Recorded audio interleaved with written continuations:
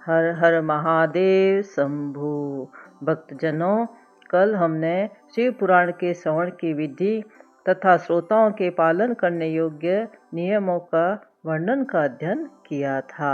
आज हम शिव पुराण में विंध्वेश्वर संहिता का अध्ययन करेंगे।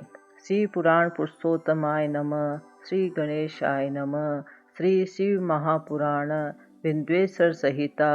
प्रयाग में सुतजी से मुनियों का तुरंत पाप नाश करने वाले साधन के विषय में प्रश्न, जो आदि और अंत में तथा मध्य भी नित्य मंगलमय है, जिनकी समानता अथवा तुलना कहीं भी नहीं है, जो आत्मा के स्वरूप को प्रकाशित करने वाले देवता है, जिनके 5 मुख है और जो खेल खेल में अन्यास जगत की रचना, पालन और संहार तथा अनुग्रह एवं तिरोभाव रूप 5 प्रबल कर्म करते रहते हैं, उन सर्वश्रेष्ठ अजर अमर ईश्वर अंबिकापति भगवान शंकर का मैं मन ही मन चिंतन करता हूँ। व्यास जी कहते हैं, जो धर्म का महान क्षेत्र है और जहाँ गंगा यमुना का संगम हुआ है, उस पर पुण्यमय प्रयाग में जो ब्रह्मलोक का मार्ग है, सत्यव्रत में तत्पर रहने वाले महातेजस्वी महाभाग महात्मा मुनियों ने एक विशाल ज्ञान यज्ञ का आयोजन किया।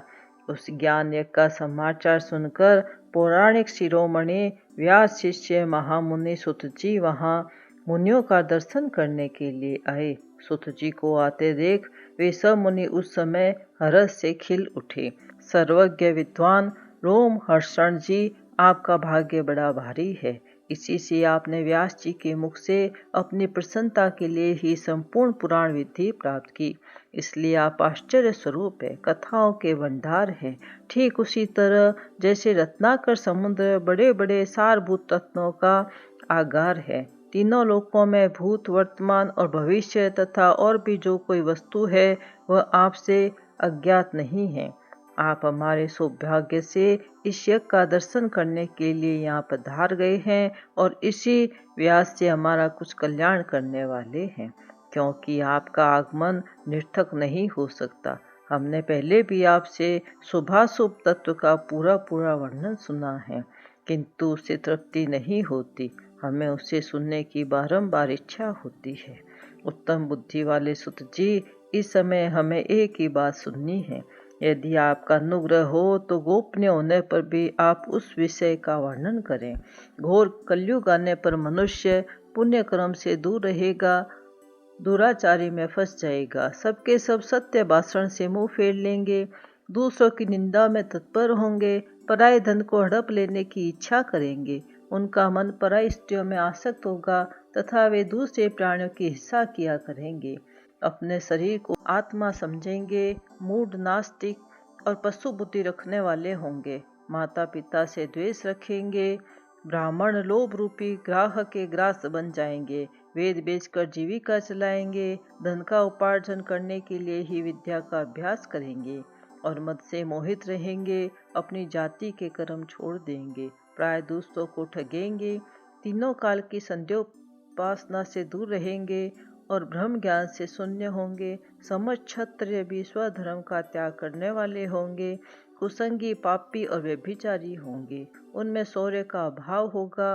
वे कुत्सित चौर्य कर्म से जीविका चलाएंगे, शूद्रों का सा बर्ताव करेंगे, उनका चित्त काम का किंकर बना रहेगा, वेश्य संस्कार भ्रष्ट स्वधर्म त्यागी कुमार्गी धनोपार्जन परायण तथा नाप तोल में अपने कुत्सित वृत्ति का परिचय देने वाले होंगे। इसी तरह शूद्र ब्राह्मणों के आचार में तत्पर होंगे, उनकी आकृति उज्ज्वल होगी, अर्थात वे अपना कर्म धर्म छोड़कर उज्ज्वल वेशभूषा से विभूषित हो व्यर्थ घूमेंगे। वे अपने स्वभावतः ही अपने धर्म का त्याग करने वाले होंगे, उनके विचार धर्म के प्रतिकूल होंगे, वे कुटिल और द्विज निंदक होंगे, यदि धनी हुए तो कुकर्म में लग जाएंगे, विद्वान हुए तो वाद विवाद करने वाले होंगे, अपने को कुलीन मानकर चारों वर्णों के साथ वैवाहिक संबंध स्थापित करेंगे, समस्त वर्णों को अपने संपर्क से भ्रष्ट करेंगे, वे लोग अपनी अधिकार सीमाओं से बाहर जाकर द्विजोचित सत्कर्मों का अनुष्ठान करने वाले होंगे।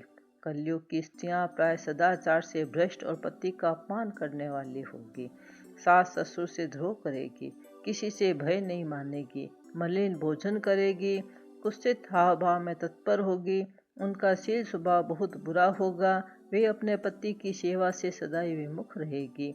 सुत जी, इस तरह जिनकी बुद्धि नष्ट हो गई है, जिन्होंने अपने धर्म का त्याग कर दिया है, ऐसे लोगों को इहलोक और परलोक में उत्तम गति कैसे प्राप्त होगी।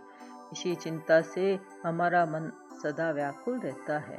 परोपकार के समान दूसरा कोई धर्म नहीं है।